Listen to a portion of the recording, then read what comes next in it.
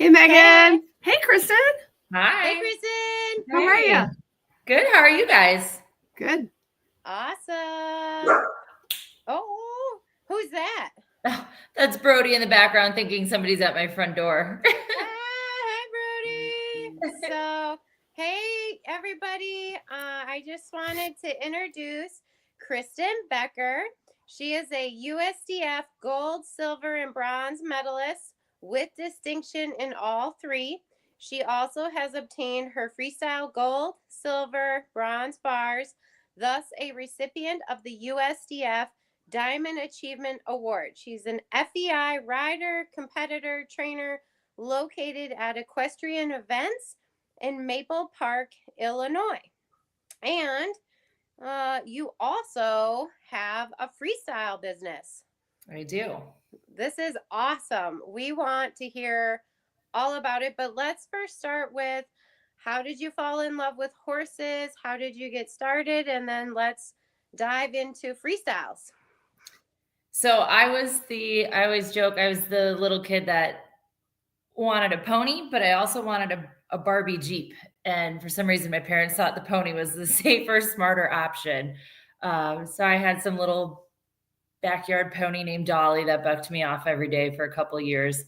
And I just fell in love with the sport. I started before I was 5 years old and just fell in love with horses. I mean, I was a complete barn rat. I worked at the barns as much as I could, feed, clean stalls, groom horses, whatever. Started off jumping, like pretty much everybody does. And then did a little bit of eventing and realized going a million miles an hour over jumps that don't move maybe wasn't for me. And got hooked on the dressage aspect of it. I was probably about 10 when I started with that, and just became addicted to it. I have no other way to put it.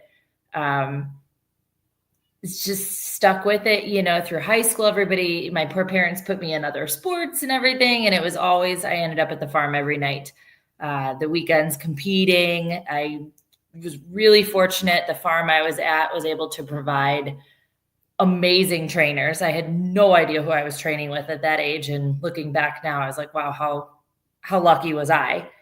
And then I went through the Young Rider program, and we had to do freestyles. That was part of it. And I was like, oh, this is so much better. I can pick music, make my own choreography, showcase my horses. And quickly that became my favorite aspect. And was that the first time that you rode a freestyle with Young Riders? Yep. Mm-hmm. Mm-hmm. Cool. Because just so everyone knows, you can ride a freestyle from first level all the way to Grand Prix, and Young Riders is the first international level. So medium level or pre-St. George, just so our subscribers, if they don't know.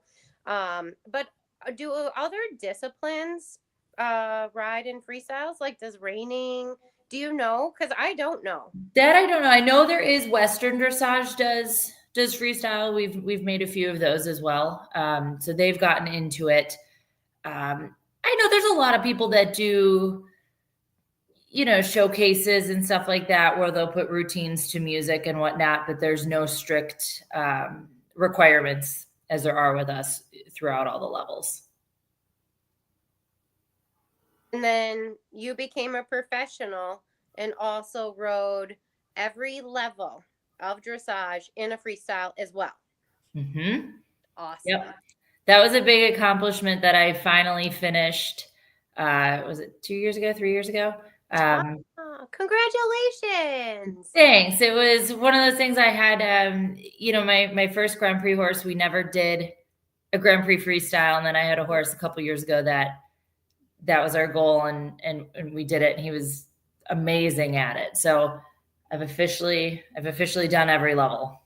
That's awesome. Congratulations. Thanks. And so when you were in Young Riders, did you have a freestyle designer, or did you design your own freestyles? Because I've never designed my own freestyles. So I admire you for designing freestyles.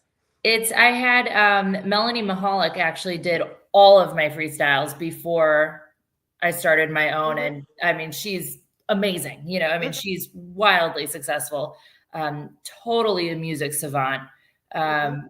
You know, so it was really fun going through the process with her for years. I mean, honestly, like an entire decade of going through it with her, of how she picks the music, how, you know, how it showcases each horse, each rider. I truly feel like as the rider, you have to enjoy the music you're riding to. You can't just have somebody pick it for you. And then the way she, you know, she taught me how to showcase the horses, you know, their strengths, their weaknesses, things like that. So she did all of my freestyles up until a couple years ago. And I kind of started doing it on my own. That is so cool. She's done all of my freestyles. So just like yourself. And so how did you decide to branch off and do your own? I love it. I think it's so cool.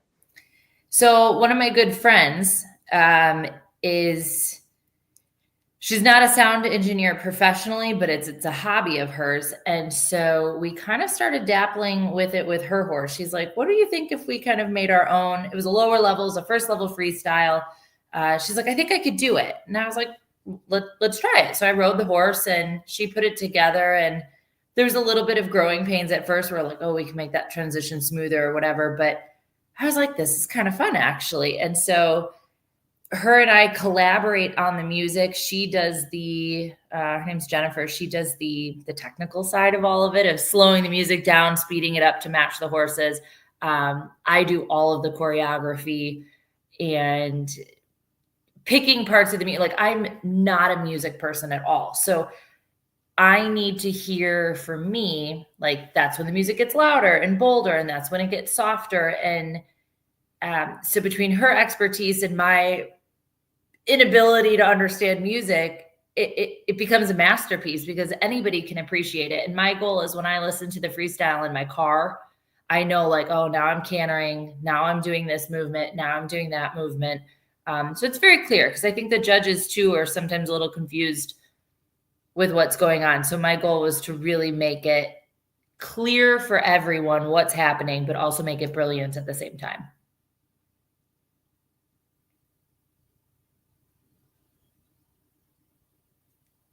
Oh, are you muted? Are you having problems, Megan? No, I was going to actually let you talk. Well, I was just going to quick interject and say, I'm going to flash something on the screen here. For those who are watching, if you've got questions, please go ahead and post them in the live chat. I will be flashing them on the screen. Sometimes I get a chance to say that at the beginning, and sometimes I don't. We just kind of skip into it. But Kristen, if you see that, that's what I'm up to. Perfect. I tend to monitor the chat a little bit more because Megan, I think her screen is a lot smaller than mine. But yeah, so welcome everybody. And yeah, I have a huge respect as well, because I remember when musical freestyle started to become more of a thing, and it's hard. Like, you know, so do you, or the people you work with, do you guys use like a metronome to figure out the horse's tempo in each gait, or do you just record it on a video and then kind of figure it from there? Or how do you start figuring out the horse's tempo in each of the gaits and where to go from there? Absolutely. That's a great question. So the way that her and I do it is we take videos of the horses. Ultimately, what we'll do is take a video of the choreography and then match the music to it. But we'll take just simple watch our canter videos of the horse, not necessarily doing all of the movements, just the basic rhythm of the horse. And she measures it. What the technical term for that is, I don't know, but she does measure, you know, how many beats per second each gait is for the horse. And then we talk to the riders, you know, where do you want to go with the music? Do you want classical? Do you want, you know, Bridgerton was huge. Everybody recently wants Bridgerton type music. I personally get a kick out of like kind of goofy hip hop rap songs that sound classical. So you're like, oh, this is kind of when I was in school and having fun and everything, and life was great. And now it sounds classical. So we kind of pick the direction and the genre people want to go with the music. And then you know, Jennifer and I find a bunch of songs and we're like, this song absolutely is off the table. This song sounds good. Usually what happens is people have one song in mind that they like, and we try to like work within that genre, you know, so the walk, trot, and the canter songs all correlate with each other and go together. We're not going to do like 3 different genres, 3 different sounds for all of it. And then some, it does come into play. Some people really like a song and we're like, we can only speed it up or slow it down so much to keep the integrity of the song. So unfortunately, sometimes we have to be like, there's no way that's going to work. And other times we're like, yeah, we can speed this one up, slow it down, do it. We don't do a lot with lyrics. We try to take the lyrics out. So we can play with the songs quite a bit, and you would have no idea listening to it that we slowed it down or sped it up or changed it. Sometimes we, you know, cut the song in certain places and repeat certain parts, and it sounds totally cohesive, but yet it's really a new piece of music by the time you're done with it. So can we touch on something you brought up there, lyrics? So when the freestyles really started to become a little bit more popular here in the US, there was no adding vocals. Like that was no. And now you hear it a lot. So what are your thoughts on that? Because boy, I'm a traditionalist. I find it to be sometimes cool and sometimes ugh. I agree with you on that. It's a lot of the lyrics in a lot of songs, we have to be careful that they're not offensive in any way. They're not taken out of context. We don't want to offend anybody anywhere with anything. So we're very careful as to what lyrics we use. I've spent a lot of time interviewing judges. If they like it, if they don't like it. Some of it comes down to how clear the lyrics are too, because some of the speaker systems at the shows are a simple boombox, you know, so we have to be careful with the pitch and with the sound. I personally am not a fan of lyrics. We did one freestyle actually to that Fireball song. And so we obviously kept out the lyrics, but when she would do, say, an extension or a pirouette, you know, that we would allow like the Fireball lyric to be put in there. So I think it's cool. You can kind of add some dimension to it because some of the music's repetitive. So some of the lyrics I think are appropriate and at certain times can be used. Personally, I don't use a ton of them. I love lyrics. Like some people do. I'm that. Well, it depends. Like I wrote How to Train a Dragon before Charlotte did. Mm-hmm. And then I've written in freestyles with the lyrics, and didn't you have one like Diamonds Are a Girl's Best Friend or something? I love that freestyle. I was like, I want a freestyle like that. So what's the question, Steph? Says, do you design for all levels? Yeah, absolutely. Mm-hmm. That's great. That was a thank you, Linda, for that question.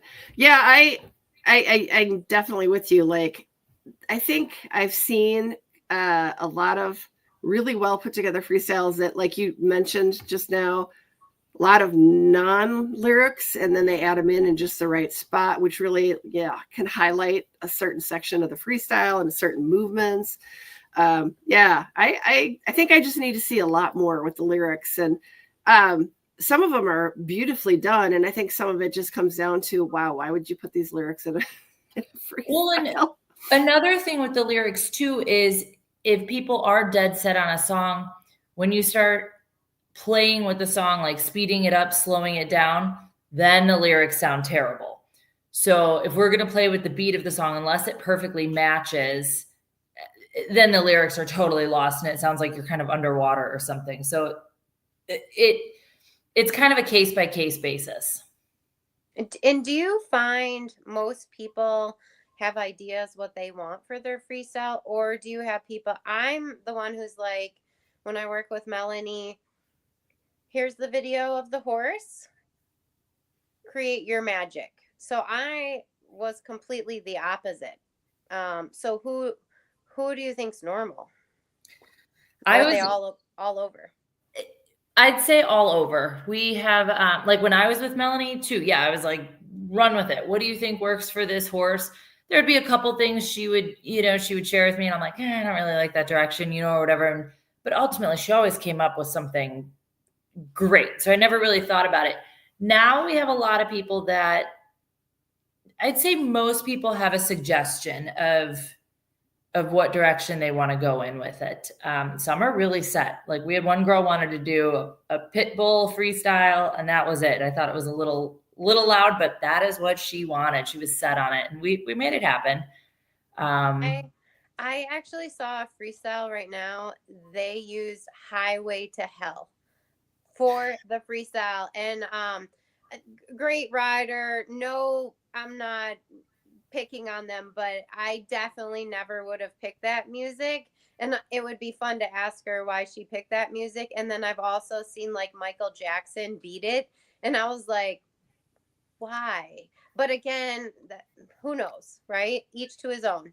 Everything has meaning. We have one girl, her entire freestyle is based on songs for suicide prevention. So it's, I don't think everybody always understands the meaning behind her freestyle. But to her, it means a lot. So we really were careful with putting that one together, to honor somebody that she knew. So I mean, a lot of times I think a lot of people have some meaning behind it. There was one freestyle I watched one time that was 3 different versions of like the Grinch song. And I was like, who is doing this? Like, what's like July? What are we doing listening to this? And it was the same song, but in 3 different ways for the 3 different gates. It was unbelievable. I mean, it was really cool. So I do think for whatever reason, I mean, some people have a vision and we do our best to make it happen. And that's what's amazing about freestyles. In my I mean, like, I may not like it, the judge may not like it, or maybe the crowd does. Mm-hmm. You just have no idea. And I think that's what's so amazing about freestyles. And you can really highlight your horse, because sometimes the test really doesn't fit the horse. So why don't you kind of walk us through your process? Let's say, hey, I have this 3rd level horse. I want to get a freestyle, Kristen. How do I get a hold of you? What is my next step? So talk us through that process. Absolutely. So somebody contacts me, 3rd level freestyle. I'm like, great. We have a questionnaire I send them. So I'm like, what? Because my biggest thing is I want to showcase your horse. I want you to be able to really put forth what your horse is strong at, and maybe hide a little bit the weaknesses. So I ask people specifically, does your horse have a head tilt one way or another? What is easy for you to do? What do you have the most fun with? What are you confident with? Do you need, from a training standpoint, when you first go down center line, can you right away, trot off into a half pass, or do you need maybe an extended trot to get the engine going a little bit? So we talk a lot about the strengths and weaknesses of the horse. What do you want to hide? Almost everybody will be like, oh my God, my shoulder in right. The horse tilts its head. I get nailed every time. So we're going to do that away from the judge. The horse has beautiful extensions. Let's start right away. Boom, present that to the judge, put a really nice taste in their mouth, when you first start. Do you have horses that have center line issues? Do you want to halt right away? I've got one that I halt all the way at G. I'm like, let me get as far down the center line before I can do anything. We look at the fitness of the horse and rider. How long do you need a walk break? Do you need it early? Do you need it later? Things of, for example, 3rd level, there's flying changes. How confirmed are those? You want to just do one each direction and fingers crossed you get it? Or can we make that harder? So we talk into the level of difficulty. What kind of risks do you want to take? There's certain moves that you can do that if you do it well, will earn you higher scores. It's the level of difficulty in the freestyle. So I want to see how confident they are, how risky they are. From there, we then we get into the conversation of music. where do you want to go with it? What direction?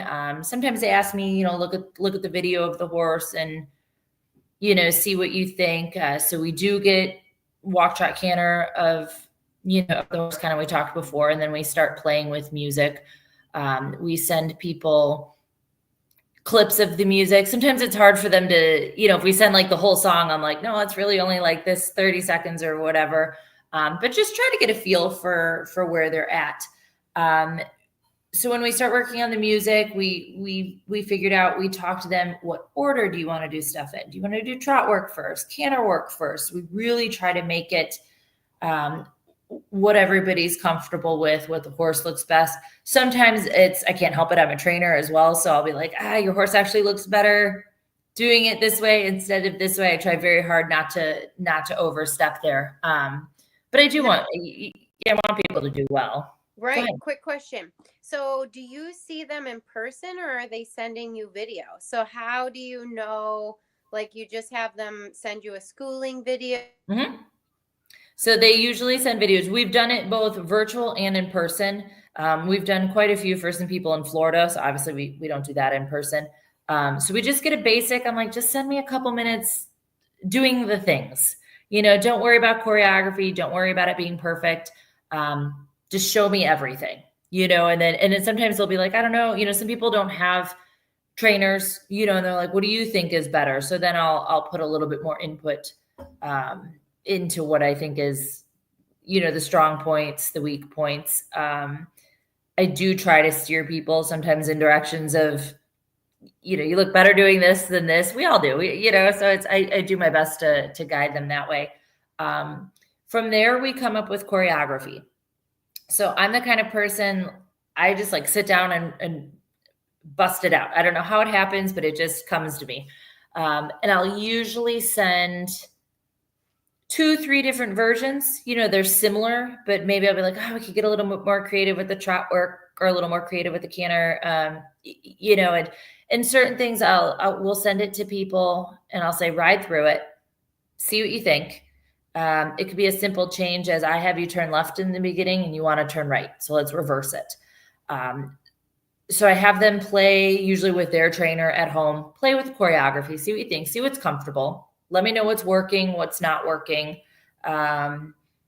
If it's too hard, we make it easier. If it's too easier, we make it hard. So there's a lot of communication during the choreography part of it. And then in the midst of all of that, we will then still be having the communication about which music is good. Sometimes we'll find a piece of music and, we'll change the choreography because we'll be like, oh, this canter piece is really good. We want to make it longer. We want to utilize this. So we'll make little tweaks that way. When everybody's happy with the music and everybody's happy with the choreography, they'll send me a video of running through the entire test from where you want to start it before you enter to where you halt at the end in a regulation size arena. That's huge. And then we put the music to that video. And then it's pretty much, usually it's done. Sometimes for the FEI levels, we'll have to add, a stride here or a stride there as they get more comfortable with it. We love the feedback when they go and they show it. Usually our feedback, knock on wood, has been awesome from the judges, but they'll be like, I was just a little bit behind here or a little ahead here. And so we make a few minor tweaks from that point. So it's not like we just hand you the music and we're like, oh, there you go, good luck. It's kind of an ongoing process. So you keep going with them. That's really neat. I like that a lot. Don't you find like after you get a freestyle, it really takes like 3 times to really know at a show. Like you can go through it at home, but it's different. Like you're tighter or you're anticipating or, the horse is slower, you're slower or they're quicker. Yeah. I think that's really cool. And you also do the choreograph first instead of putting the music together and making the choreograph. So I've done it the other way. So why do you choose that way? In no way, I don't think is better, but I'm just curious. I want to learn some things. I started doing it that way because I wanted to have a little bit more control as to what I'm doing with the horse. So me personally, I was like, well, I kind of wanted to trot here, or I wanted to showcase this first. I didn't necessarily want to do this, or I wanted a little bit more control as to exactly what I was doing. I didn't want the music to dictate what gait I had to be in. Sometimes we fall into that, you know, it just happens. We're like, oh, this sounded really good, this transition or something. But for me personally, I was like, no, I want to do the canter here, and then the trot, and then this. And, you know, Melanie came up with great freestyles, but it was the opposite. It was, you know, send a video, and then she put the music together, how the music worked. And I always felt like, I'm like, oh, I always have to cut that corner. I wish I could go into that corner. You know, my OCD took over. So that's why I started doing it the other way. I think both ways were great. It was just for me personally, I enjoyed doing the choreography first.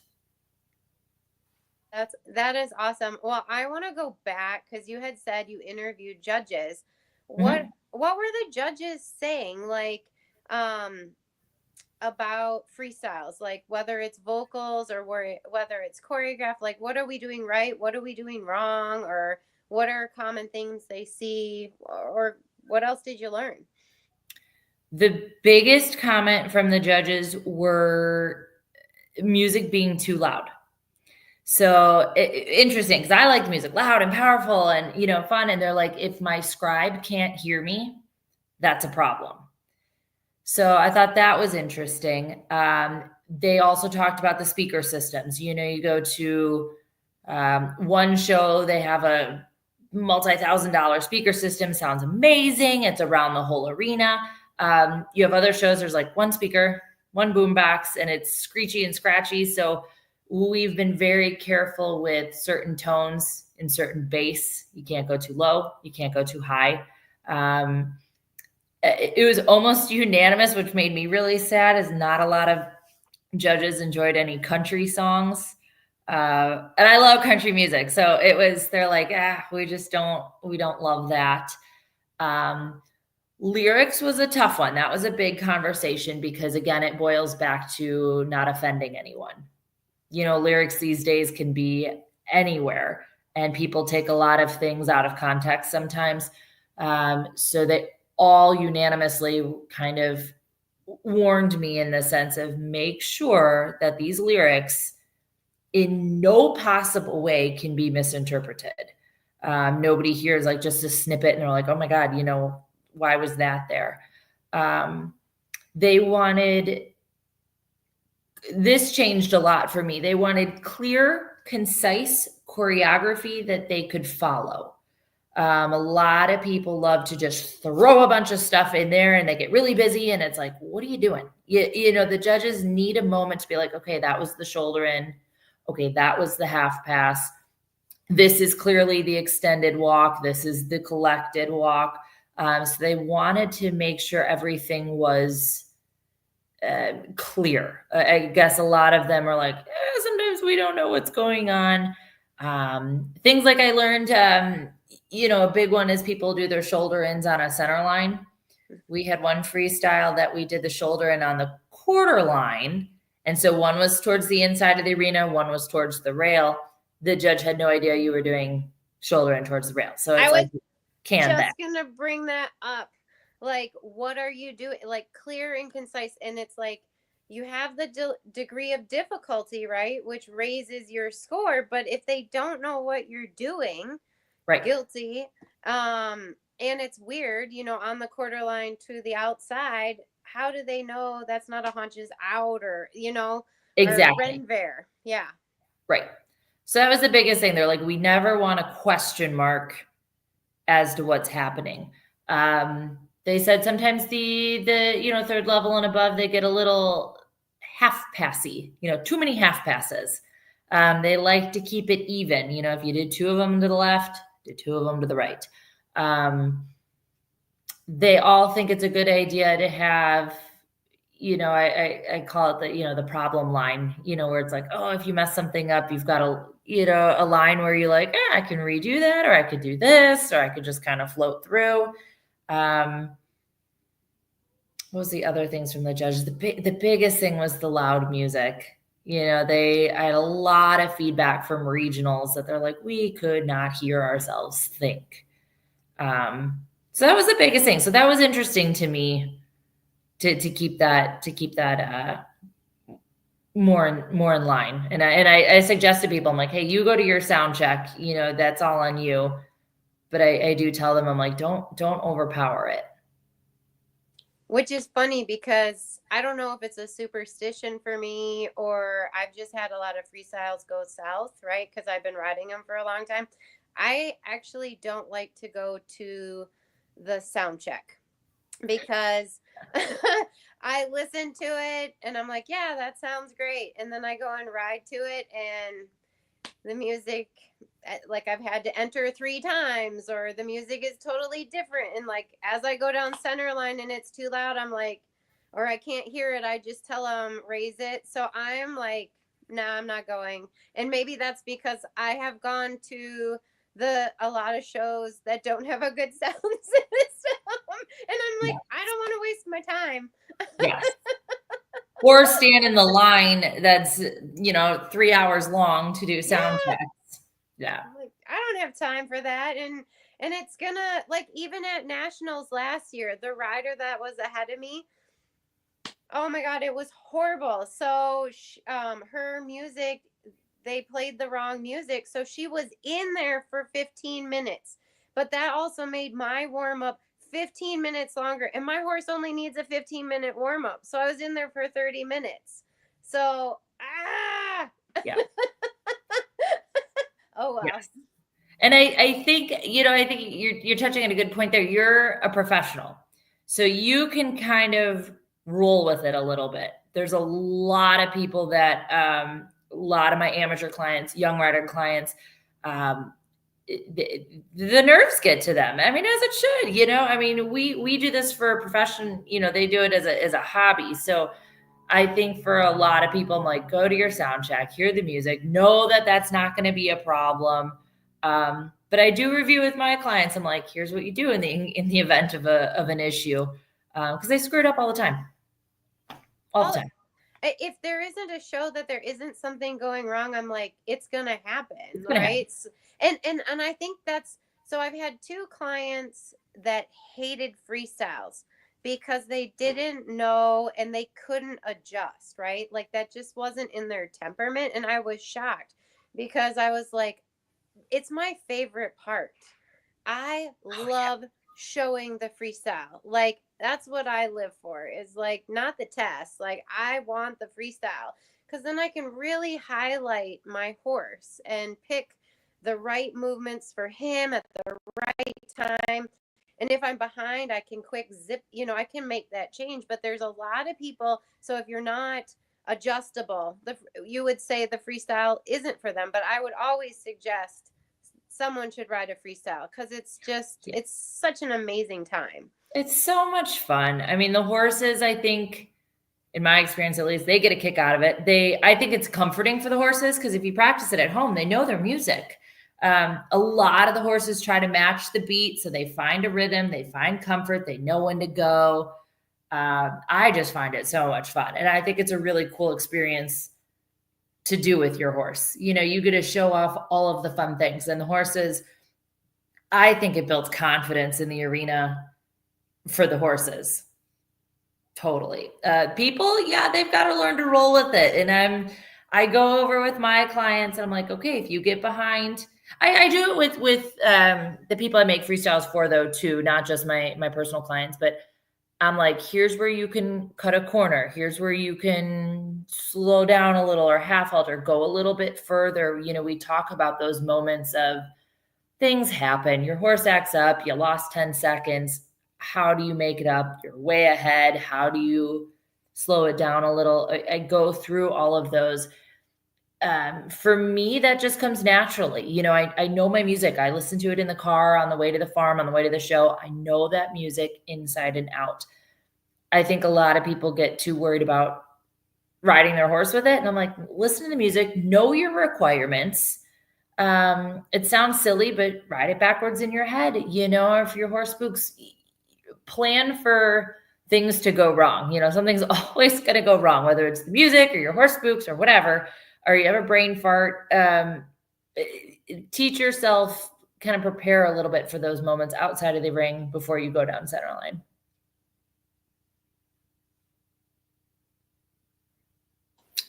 Megan's looking at me. I guess it's my turn, right, Megan? That's good. Very good.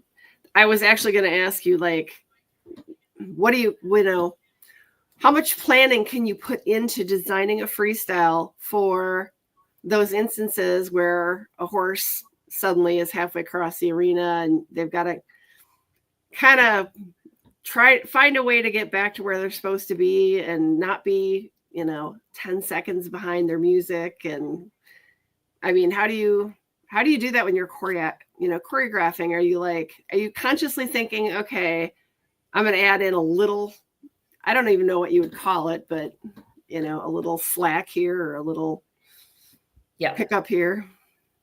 So I do talk to people too about the personality of their horse. I'm like, is your horse hot? Is he naughty? Like, how many of these like panic lines do you need to make stuff up? So that's part of the conversation. Some horses, they're like, oh my God, they're so hot. We have to start the music really slow and subtle. We can't come in loud, but maybe 2-3 minutes in, we can be a little bit bolder. So we try to avoid what we can avoid. But I do have conversations. I do in my choreography say, cut this corner, go deeper here. I do try to take that into consideration for everybody. There are a couple moments throughout the freestyle that you can go deeper here, shallow here, turn early, turn later. I find it very flustering for a lot of people. They're like, no, you have to tell me like where to go and when to do it. So it's sometimes hard for people that I don't know personally to review all of that. My personal clients at home, they'll be riding through it and I'll be like, your horse just spooked and now you're over here. What do you do? And they're like, wait, what? And I'm like, what do you do? Really where, tell me, walk me through it. What is your plan? What do you do? I do make everyone know what are the requirements of your freestyle. For example, in third level in the canter, half pass left, half pass right, an extension and a flying change each way. So if your horse screws up, you're totally backwards in the arena, start busting out the moves. You should know your music. It's not going to be perfect, but you can't just stop and panic and excuse yourself. I mean, you can, but know what needs to get done, so that at least you can salvage it a little. Because the beautiful thing is, for most of them, the judges have no idea what you're doing. So it doesn't matter. You could turn left instead of right. Only I know for CDIs that's different, but you can wing it, so I tell everyone, I'm like, don't be so rigid and so structured with it. Yeah. Have a little bit more fun, be a little bit looser with it. And just for anyone watching this video or our subscribers, can you tell everyone that each level has different requirements, and maybe just kind of simply, we don't have to go through every single one, but just kind of like generally, what are they looking for? What should they know? And also, I think the biggest thing is it's the rider's responsibility, not you, to know what is required, right? I think that's really big. Like, you can't blame the freestyle designer if you've missed like 1 10-meter circle to the right. The rider should also know what the requirements as they are riding and should know the rule book. Yeah. That's something that I do tell everyone. I'm like, if you want a third level freestyle, I'm like, here are the requirements from USDF. Please read it. Double check my work. Sometimes I get going with choreography and I was like, God, I totally missed that. So I do want open communication on that. I also understand I'm the professional. They're hiring me to do it. I better know what I'm doing. So my partner, Jennifer, will go in and be like, okay, I just want to make sure you checked all the boxes and everything to make sure. But yeah, I mean, ultimately it is up to the rider. And sometimes when you're riding it, you're like, oh my God, I forgot that circle. Mm-hmm. You realize you forgot it. Well, you better throw it in somewhere, like figure it out, do a circle. Ultimately, yeah, I mean, it's kind of like riding a test too. You got to know where you're going. You got to have a plan. I think it's easier at the lower levels, honestly, to get a little lost. It's a lot of circles, especially first level, there's really not much to do. Second level has a little more structure, a little more fun. Third level is kind of boring too. You just kind of do the half passes and the shoulder in, and there you go. Fourth level is more fun. You have the tempies, the pirouettes. So that's when I think it gets a little more, you have to start nailing your moves. There's not as much freedom to be like, oh, I'll kind of put the circle over here, or, I'm going to go put the circle over here. As the lower levels, you can kind of roll with it a little bit more. When you start going into the upper levels, like now this is your pirouette moment, this is your flying change moment. This is your extension. Everything becomes a little bit crisper, a little bit clearer. Fourth level, you can still be a little hazy with some stuff. Pretty soon George doesn't have one. Then you get into, I'm sorry, but when you get into the I1, Grand Prix, you need to be crisp. You need to know what you're doing, when you're doing it. It does very much so come down to, I need 2 more strides here. I need 1 stride taken out here. You have to really have the control of the horse and the choreography to really showcase those levels. There's not a lot of room for that hazy gray area of moving things around. That has to be a pretty structured, regimented, practiced routine. One, because you only have 5 minutes and there's a lot to fit in. There's a lot of movements. First level, you can be done in 2 minutes. You're not going to be, but so it does. The difficulty absolutely increases from the technical side too, as you go up the levels.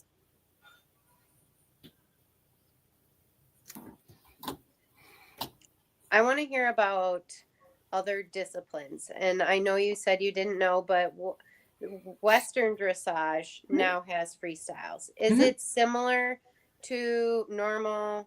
Yep, dressage? It's almost exactly the same. They have levels, they have requirements, and then you do the same thing and set up their freestyle as well. It's the exact same.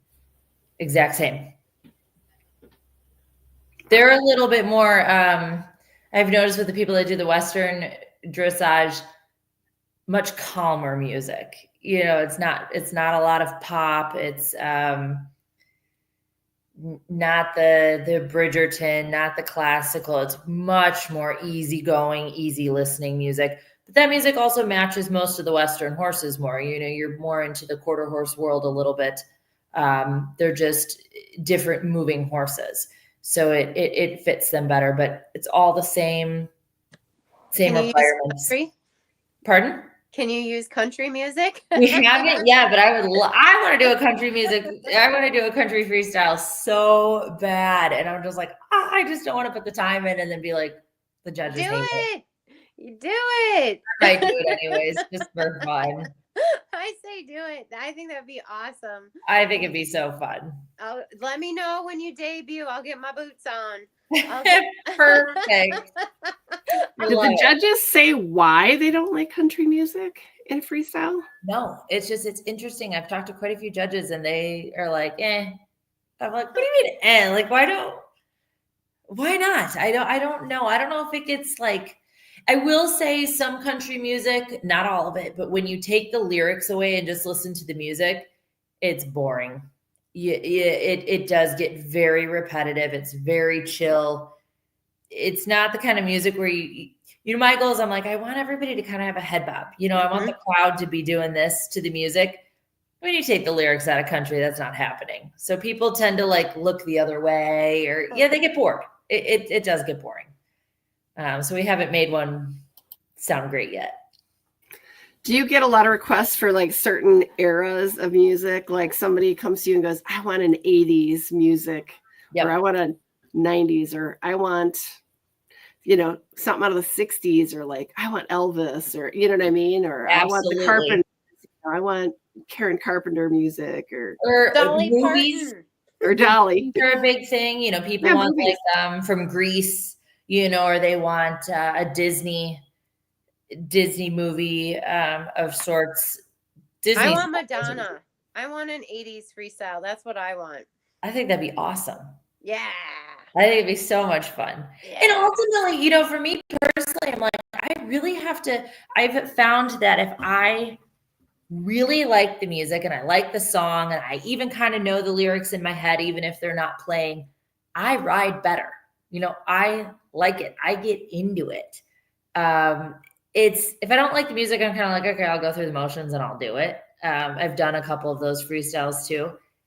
And that's where I'm like, the rider's got to, there's been some I've made that I'm like, oh my God, I hate this music, but it works for them and they love it and they rock it, you know? So it's usually everybody has some sort of a genre or a theme or something, some direction that they want to go in.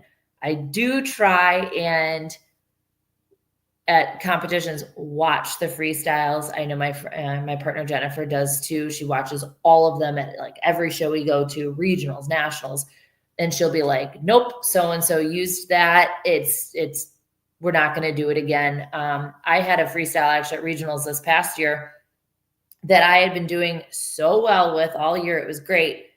And then I'm sitting there like watching freestyles. I'm like, oh my God, like 10 other people used the same song. And I was like, not at my level, but I'm like, the judge is going to hear this song for like the 10th time today. And you could tell they were like, oh, repetitive. And I'm like, So I do, sometimes I just tell people, I'm like, no, this song's way overused or this theme is way overused. Pick a different one. So it's a conversation. Do you get the request for Taylor Swift? I have not made a Swift one yet. Wow, that surprises me with how big her Eras tour is and how big she is. She's got, you know, such different, all kinds of music. I agree. And I haven't seen any either. That's what, because I think people are worried about being repetitive. So everybody's like, oh, we just can't do that. She's too popular. Dua Lipa is a big request right now. That we're getting a lot of requests for. I love her. She's amazing. So on the talk of using these popular songs and well-known songs, is there any issues with copyright or? So that is anything? Yes and no. I don't know the exact rules on it. I know Jennifer, you know, my partner, she's figured it all out. I know we can't like tag the artist in it and things like that. And we do kind of change the structure of the music. If we were doing like international competitions, like really big CDIs and stuff, then there's copywriting issues. You've got to, you know, purchase the right to use the music. But for like local, national level shows, it's okay. And tell us a little bit more about Jennifer. What does she ride? What's her background? How did you guys meet? And what's it like having a partner? So I've known Jennifer, God, I don't know, over 10 years, something like that, a long time. She, you know, went to school, has a degree in equine nutrition. So she's been in horses her whole life. You know, I have as well. And we just met at a barn, you know, like over 10 years ago, and just totally hit it off, became really good friends. She does more of the Western discipline. She's gotten more into the Western dressage lately, does a ton of like the virtual shows with Western dressage. And it was one of those things when it was her horse actually that got us started with the freestyles. Cause she's like, I keep watching these and these are so cool. She's like, I want to make one. Like, will you compete my horse at a normal dressage show, doing a freestyle that I make? And I was like, sure, why not? And so I did the choreography. I was training the horse. I'm like, and that's kind of how it all started. I was like, oh, his name was Ace. And I was like, Ace is really good at this. Like, what if we started the freestyle with this movement? And then we did this, and then always a little lazy here. So that's kind of how our process evolved, was working with her horse, and ultimately playing with everything with him. And there were some learning curves. We're like, oh, that did not sound good. Or, you know, on the speaker system, that's how we started learning, like some of these systems stink and some are good. And So that's kind of how the process came about. Her horse is a little older now. She still does, the Western dressage and the virtual shows with him. But I had no idea. She actually sang opera in college and a little bit out of it. So I was like, wow, you're like totally musically put together, where I'm like, I don't know what I'm doing with music. I know when it sounds good and when it sounds bad. But it was really interesting. She's like, oh yeah, I can totally slow stuff down, speed it up. I was like, wait, what? And so it was my ability to showcase the horse and rider and her ability to put the music together, and then collaborating with each other, what looks good, what doesn't look good. It just became an awesome partnership. So that's kind of how that came about. She still comes to, all the shows, watches the freestyles. I know she has a high respect for Melanie as well, and studies her work. So it's for both of us. It's just a really fun hobby. It's kind of a side thing that we both really enjoy doing. I love it. And I love how you guys are a partnership. I was Absolutely. always told when I started a business, never to have a partner. Now I'm with Stephanie. So I love how you combine, because it's just like Stephanie and the things I'm not great at, she's really good at. And the things I'm good at, she's not so good at. So it works really, really well together. So I love hearing about that. And did you guys, when you started your business, like, did you have like a business plan, or were you like, let's just do this, it's going to be a lot of fun? It ultimately just started with, we did the freestyle for her, for Ace. And then I was like, well, I want to make one for myself, my personal horse. And so we did that. And then, I made another one. And then ultimately our biggest success was the one that I showed Grand Prix a couple years ago. I mean, we pieced that thing together stride by stride. And, I wrote it and we kind of looked at each other and we're like, well, we nailed this. Like it was kind of a pivotal moment where like, we could do this for other people. And then it started with, some of my clients are like, oh, could you do this? And I was like, yeah, we can put it together. And then it just kind of took off. There was never a, let's sit down and advertise and make it a business. And, it just seamlessly started happening, very organically. And so it worked out great. And then, we started advertising. We're like, look at what we can do, and realized we were kind of good at it. And that's how it came about. But we have since then like sat down and we're very like, these are your roles, these are my roles, with everything, everything is now does have a structure. Knock on wood, it's worked out great so far. We work great together. And we know I don't cross into her world. She doesn't cross into my world. It's good because I don't know what I'm talking about with, slowing down, speed, changing the music and stuff. She'll go off on these tangents. I'm like, I have no idea. But she might not necessarily know if that half pass was good or whatever, so it's we've really fallen into our roles seamlessly, quite easily. So it works out. And how do you balance training and your freestyle business? Is it half and half? Like how do you have time? That's the way I feel about things. Yeah, that's a struggle. I am the kind of person that, I do have like a form I send out to people of, what are the strengths, what are the weaknesses, so they can take their time and fill that out and send it back. Usually have a phone conversation, that kind of stuff. And then I am the kind of person that will be sitting there at like 10 o'clock at night watching Netflix, and I'm like, pause, and I bust out their choreography. I don't know how or why or how that's my method, but that's what I do. And it's interesting. Jennifer is also a little bit that way. She'll kind of find music. She'll play with it. She'll be listening to music in the car and be like, oh, that's going to fit that horse. She just has an ear for it. I'm like, how do you know that fits that horse and not that horse? But she does. And then she also will just sit down and like bust it out. So it's, you just kind of plan it. We tell people when they send us the request for a freestyle, we're like, it's going to take 4 to 6 weeks, depending on how long you get us answers, videos, things of that sort. And then we always allow ourselves a couple weeks to get things done. If it's, earlier before show season, it's a little bit easier for me, when it's show season and I'm gone every weekend, that's tough. If it's the dead of winter, like send it to me in January. It's great. Well, we can bust them out like super easy. So it just kind of depends. It's one of those things. It's how do you have time for anything? You just have to prioritize it and organize and go from there. And they all heard that. Send it in the winter. Because see, that's what I would do. I would send it, November, December, maybe an update in January. And I didn't expect a freestyle until April. Like, that's a long time. Like, you guys, I think 4 to 6 weeks, you're quick. That's amazing. And sometimes we're quicker. It depends where it seems to go in waves. We'll get like 4 or 5 of them. And then it's like, we finish them and we're like, oh my God, it's dead for a minute. And then like it comes again. So we have had a lot of people, that'll be like, hey, I need it in like 3 weeks. Can you make it happen?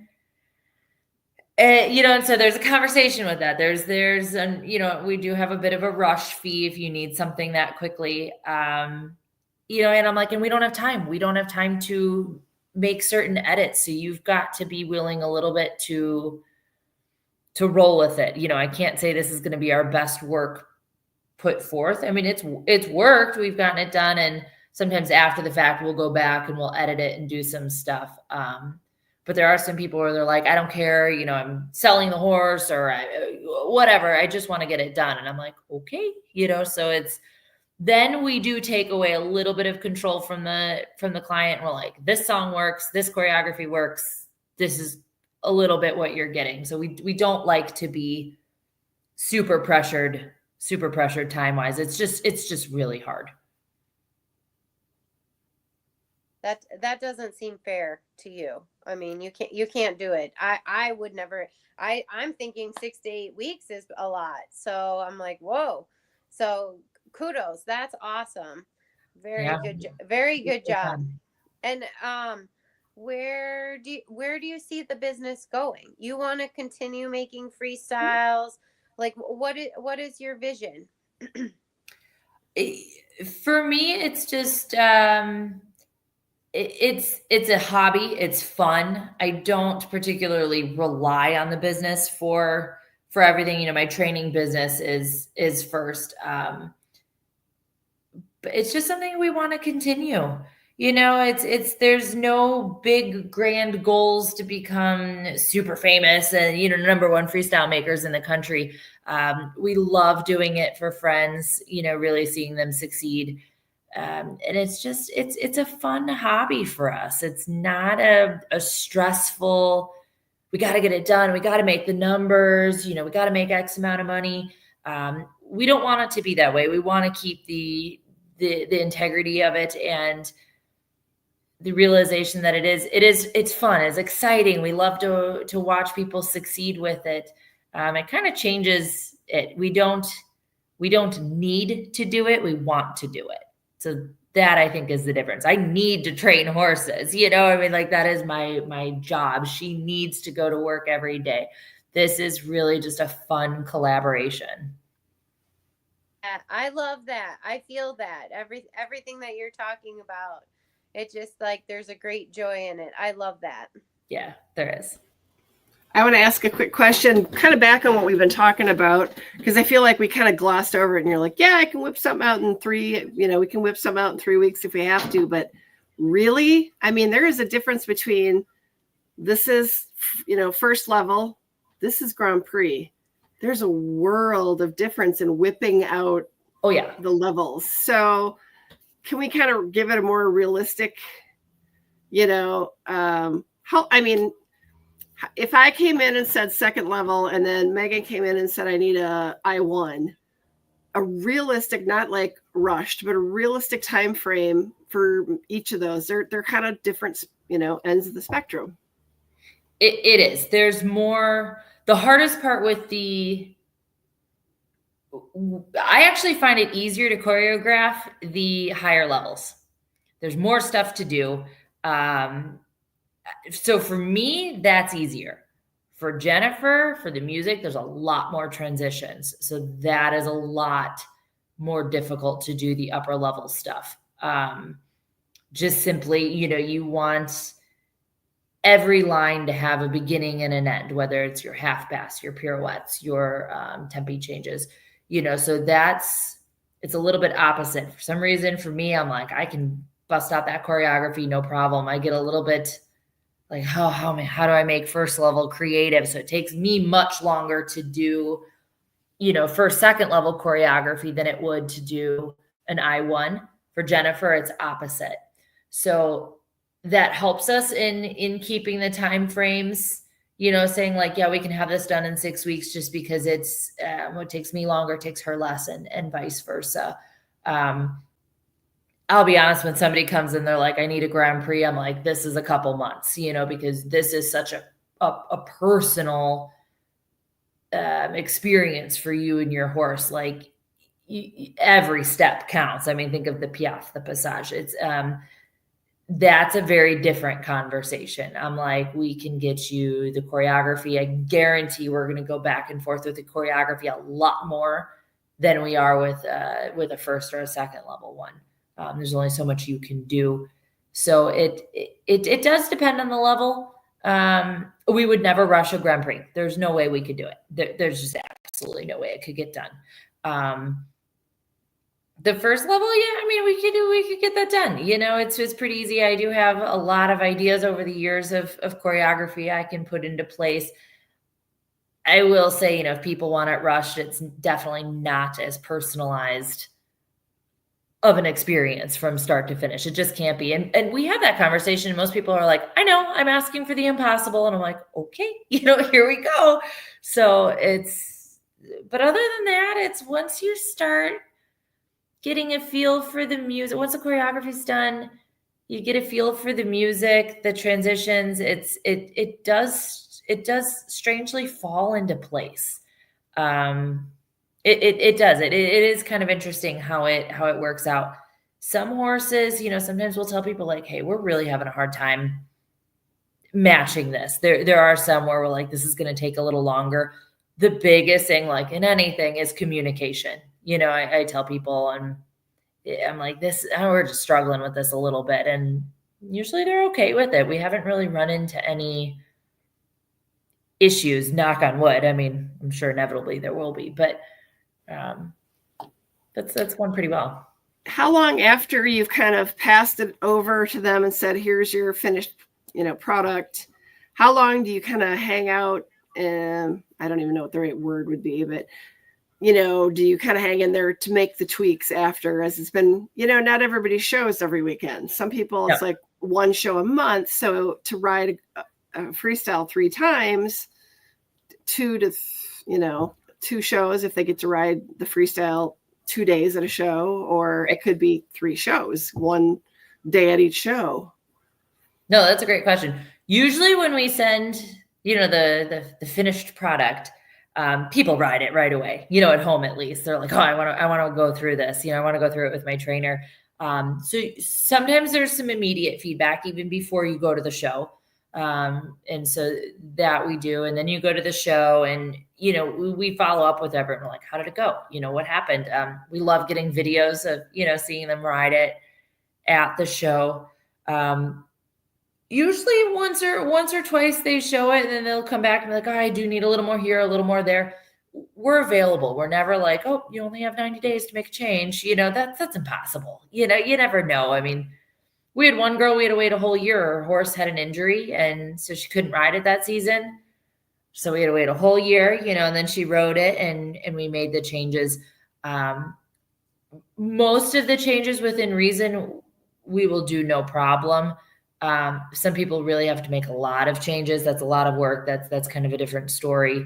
It just kind of depends. But most people, it's just been minor tweaks here and there. Pretty reasonable. They're pretty quick to make the changes.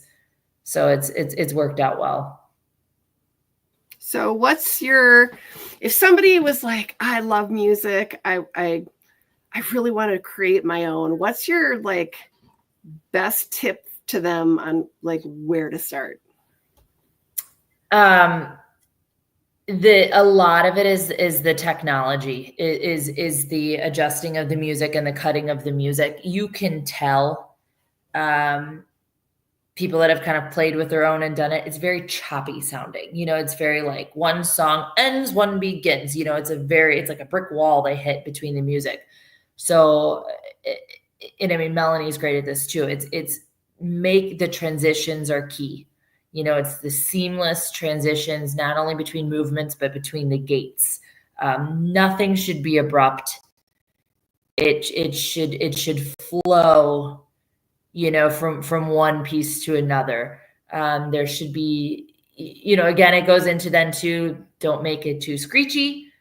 Don't make, too much bass. Sometimes you can only hear the bass, or sometimes the speakers don't support the bass at all and you have no bass. So it's, you do have to know a little bit about the music and have the technology to make those seamless transitions. I suggest everybody works with a trainer. I work with a trainer. I'm like, hey, does this really look good on my horse? It feels good, but am I making the right decision, showcasing this movement or not? So get opinions. It's nobody wants to do self-reflection, but ride it. If you're making your own, get opinions. What do people like? You might not care. You might be like, hey, this song has meaning to me. This is what I'm using. More power to you. Do it, absolutely. But if you're going out there to be like, okay, I really want to win, or I want to, please the crowd, ask people, ask for their opinions, good and bad and ugly. Take it all. Take the constructive criticism and roll with it. But it's not as easy as you would think. I thought these would be pretty easy to just bust out. And I was like, oh, this is actually a lot harder. So I don't suggest doing it on your own, but I know there are some people that have done decent with it. Usually the judges can tell. That is one thing that they, remembering now talking to judges is usually they can tell. Yeah, there's no way I would ever design my own freestyle. And I've ridden freestyles for 25 years? No way. Yeah. It's hard enough to ride them. I mean, it's fun, but nope, I would not design them. So I have another question. Like, what's a range someone should budget? I won't, you don't have to tell us your prices, but like, I have seen quotes of $10,000, right? Yeah. And I'm like, whoa. So like, what's a range that someone should budget? And it's probably different from training level to Grand Prix. Mm-hmm. So our prices do range. Obviously, first level is a lot less expensive. It's a lot easier, than a Grand Prix one. I agree. I've seen prices super high, and we've done a lot of market research on, so-and-so charges 5,000, so-and-so charges 2, so-and-so charges 4. Why? What is the difference? The ultimate finished product, I think, is pretty similar. If you go much below $1,000, it gets a little not as professional sounding. But I think north of like 5,000 is outrageous, to be honest. That was another reason we got into it. I'm like, man, these things are expensive. I mean, this whole sport's expensive. But we like, us personally, because this isn't our only job, we do try to keep it budget friendly. What I've noticed with some of the super, super expensive ones is a little bit more, I would call it hand holding. They will, for example, there's a couple of them that will voice over on the music and be like, and now you do your half pass, half pass, half pass, half pass, half pass, and now you go straight. And they talk you through every single step of the freestyle. Some people like that. That would drive me personally nuts, and I'm like, what if I need one more stride or something, I don't know, nowadays, I think previously it was a pain in the butt to change it, the different files. If you needed a CD, if you needed an MP3, if you needed this format, that format. Nowadays, that's pretty easy. So I do think that used to be a price issue of formatting. Now that's pretty standard. It's pretty easy to switch from one to another. But I mean, I think if you're going to make a good freestyle, at the lower levels, you're going to be probably just under 1,000, kind of third, fourth, about 1,000. Grand Prix got to be north of 2,000. I mean, there's just so many innuendos and time that goes into it. I mean, those are hours and hours and hours of work for everybody. So I do think you have to have a decent budget for it if you want to do well.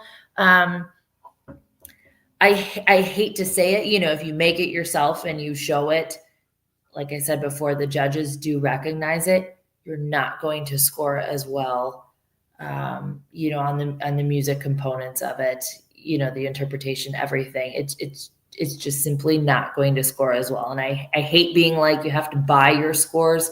But it is it's putting forth a professional product or an at home product. It will change your score. It definitely will.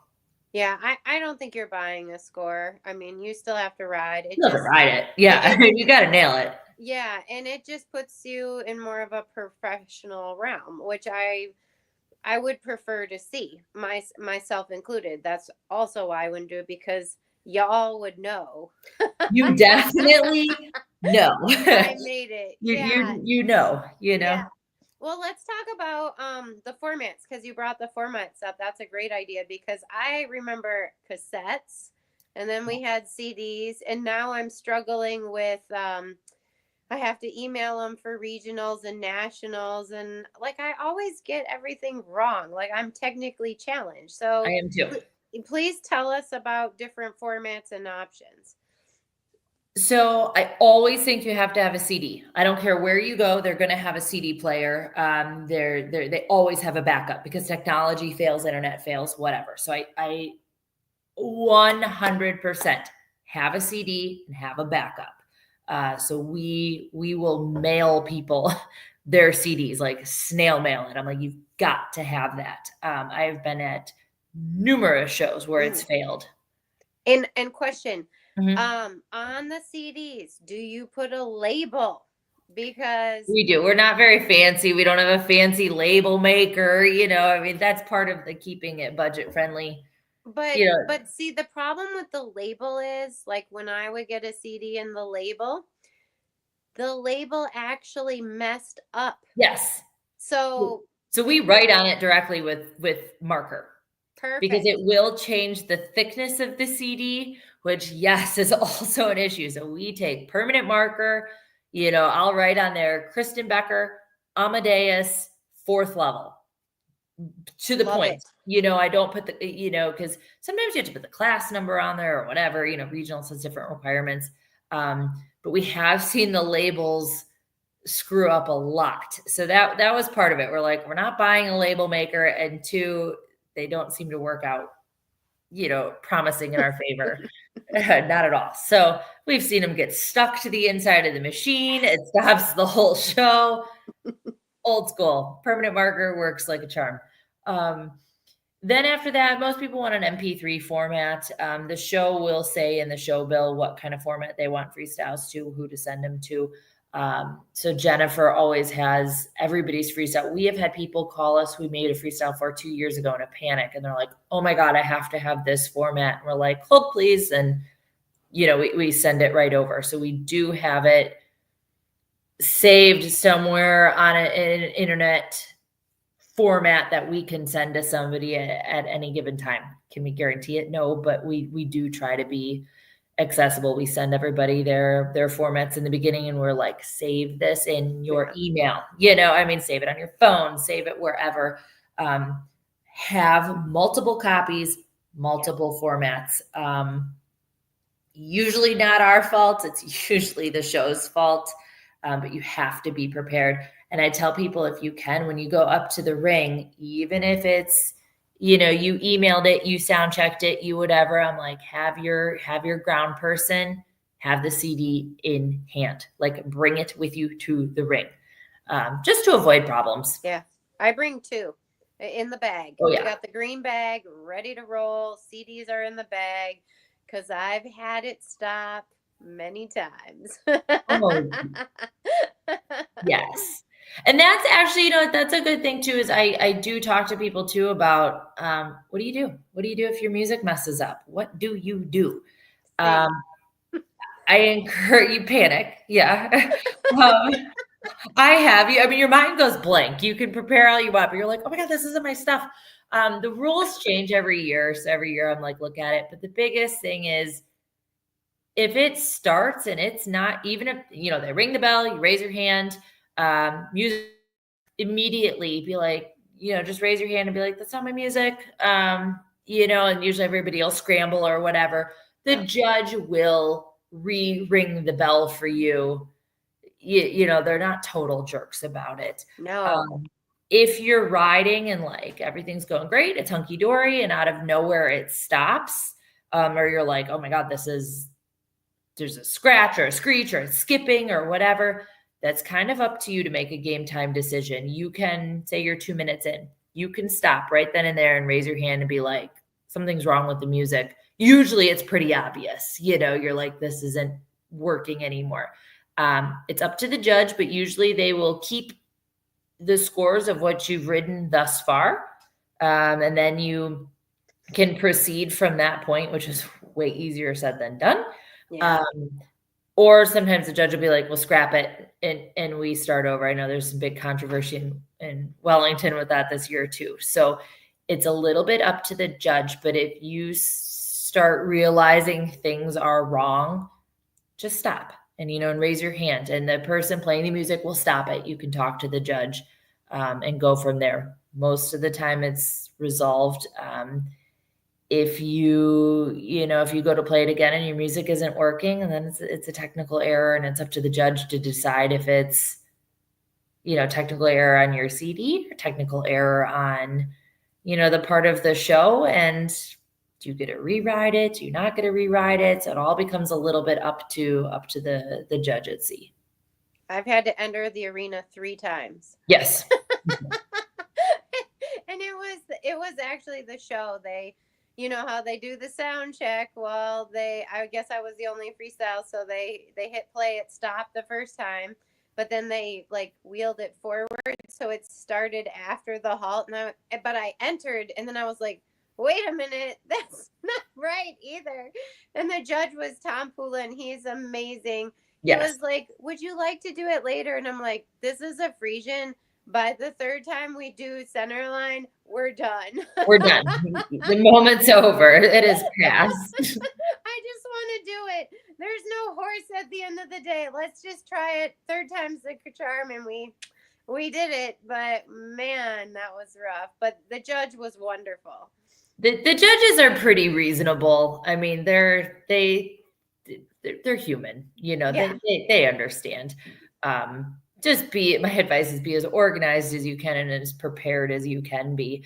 And if you're sitting there like, oh, I've got, you know, 2 more discs and I'm ready, nobody's gonna call you out and tell you to go home. You know, I mean, they're pretty reasonable. Oh, I totally agree. And just laugh. It's kind of fun because when it all goes together, you're like, when is it gonna happen? Right. Steph, you have any more questions? Oh, I'm sure we could ask lots and lots of questions, but you've touched on a lot of stuff there. Yeah, the controversy from this last winter was interesting. Yeah. There's a rule book for a reason, but they're, like you said, the judges have some discretion, and at that level, people just, nobody's happy. Nobody's ever happy. That's why I'm like, it's, you know, go into it a little bit more lighthearted, I guess. Yes. You know, for me, it's fun. I enjoy it. Of course, I want to do well. Of course, you want good scores and everything, but it's just such a fun experience with the horses. I think that's ultimately what it's about for me. Yeah. Do you have anything else you want to add, Kristen, or talk about your business? Have we touched on everything? I don't want to forget anything. I don't know. Did we mention the name? Oh, yeah, we didn't. The name of your business? We just call it Triumph Freestyles. That's Jennifer's last name. Everything we advertise just says Kristen Becker Dressage and Triumph Freestyles. So no, we haven't even got organized enough to have just a name. We honestly just started getting so busy. We're like, okay, let's just keep rolling with it and everything else will fall into place. So I think ultimately we call it Triumph Freestyles. Oh, I love it. And do you have a website, or how do they reach you? We do. There's a link to it on my website, which is just KristenBeckerDressage.com. And it'll link you over to TriumphFreestyles.com. And there's like a little thing you can fill out on there. I'll be honest, nobody's contacted us via the website. Most people will either get my phone number or contact me on Facebook, things of that sort, or referrals. We do a lot on that. So we've been a little lazy with the website just because that hasn't been where the business is generated. Are you on other social media? We just obviously mentioned Facebook. Do you guys have stuff on Instagram, TikTok? We've been terrible with it. We're terrible at advertising. I actually just hired this awesome girl down in Florida to do some advertising for me, whether it's, just my horses, my business, or, the freestyle business as well, and update the websites. And, when Megan was like, how do you find time for stuff? Social media posts are not high on my list of what I find time for. I'm really bad at social media. I wish I was a guru at it. I wish I was like, let me tag everybody at all times. I'm terrible at it. So the majority of our business is word of mouth, is referrals, is, at horse shows, we'll hang banners, and, people are like, wow, that freestyle was great. We'll be like, hey, we made it. So that's how we do most of it. Because again, this isn't our main business. We're comfortably busy, but this isn't something that we want to be doing. We want to be doing full time. It's just that just wouldn't work. So it's, for us, the level that we have currently is great, and it's a fun stream. So I love it. I love it so much. Thank you so much, Kristen. Absolutely. I really, really appreciate you coming on and sharing with us your business, how to do a freestyle. And I hope our subscribers, anyone who watches this video, gives you a call if they're interested in getting a freestyle. Absolutely. That would be great. I think what you guys are doing is awesome. I love this channel. It's funny. It's educational.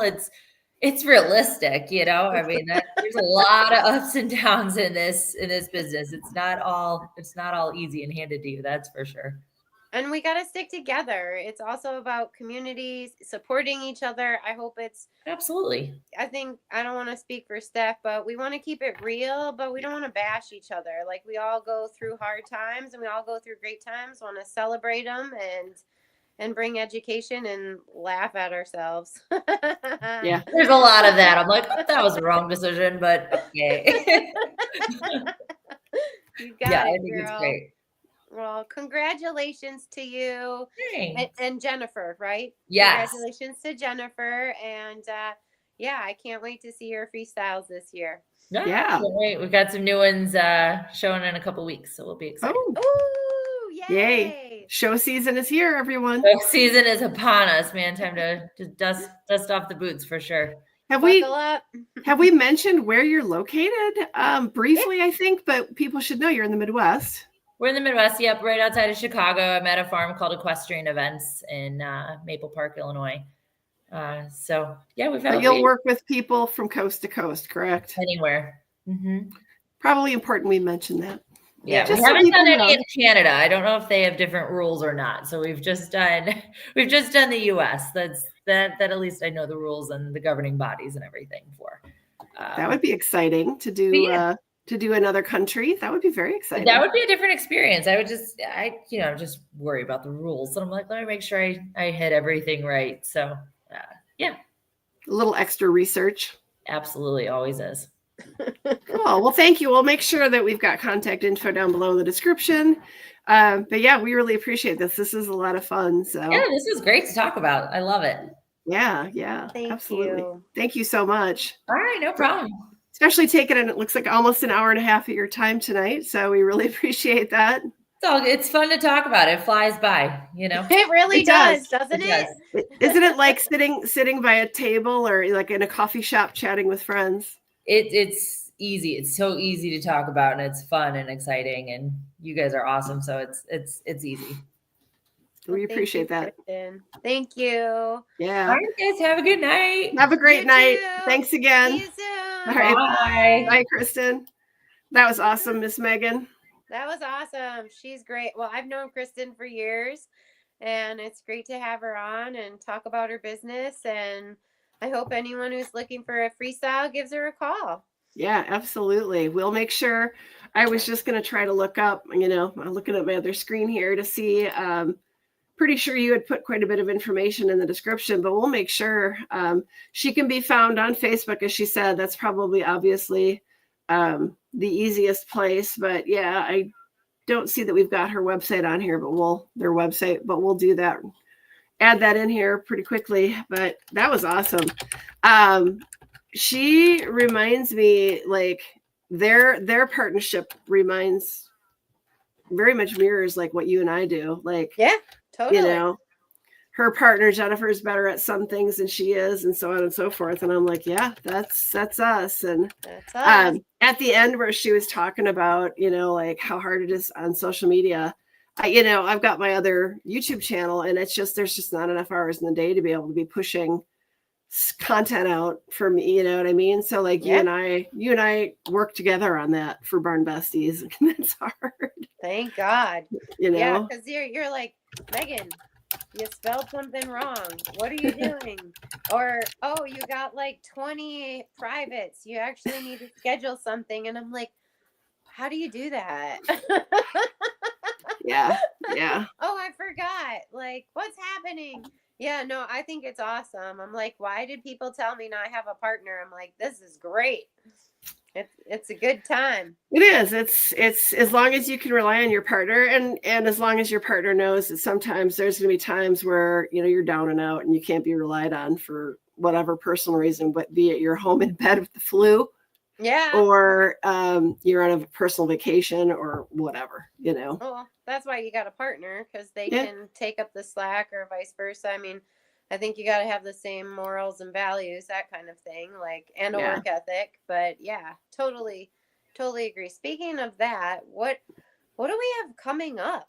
Like, oh girl. So we've got a lot of videos we've pushed out. We are scheduled, and I have a lot of videos that I'm making and a lot of videos that are not yet scheduled, but we are well into August. And there's a lot more videos coming. Yeah, keeping you busy. Yeah, not only that, but we're trying to schedule, our May lives, but we're also starting to go places. Yeah. Oh, yeah. Oh, where are we going this weekend? Do you know? I forgot. Let me look at the old phone and see if I know. I think we're local. Actually, I think we're here. I think we're in your barn. And wait a minute, we're going to Deerfield. We are going to check out Sam Bound's place. Oh yeah, that's right. That's where we're going. Show facility. I'm super excited about that. I think they also offer boarding. And then we are going to talk to an equine masseuse, if I remember. But then, do we have a live stream on Monday? No, we don't. No, but we do on Wednesday. What's happening Wednesday? I don't have it on my calendar, so better get that sorted out. You and I need to get on with that for sure. But I'm working on my riding, my Lindenhof schedule, so that way I know the nights that we can do live streams. But I have a whole list of people that sound really amazing that we're going to get on for live stream. So I'm super excited about that. If you're a horse professional or, barn owner, trainer, let us know if you're interested. We would love to chat about it, via email and figure out whether it works into our schedule and into our, what we do. And we've got some product reviews we need to do. I'm so excited about this. The first product review we're going to do, I am so excited about. I love this product. And then we need to open up our package because we got a package from Canada. Yeah. And I love those products, but we need to open it together and then start testing them. So yeah, we're going to be super busy. Yeah, it's good stuff. If you're, company out there that wants us to do a review on, reach out to us in our email because we're all for it. Sounds like a plan. I think Cool. I'm ready for bed now. I know, I am too. All This right. has been great. We got a few people sticking in there, so thank you guys so much. It's about an hour and a half into it, so we're gonna wrap up and have a good night, everyone. Right, Megan? Good night. Thank you. Thanks, for everybody. watching. Make sure you hit the subscribe. Leave a thumbs up. There we go. Leave a thumbs up on the video. We appreciate it so much. But have a good night, everybody. We'll see y'all on our next one. Bye, everybody. Good night.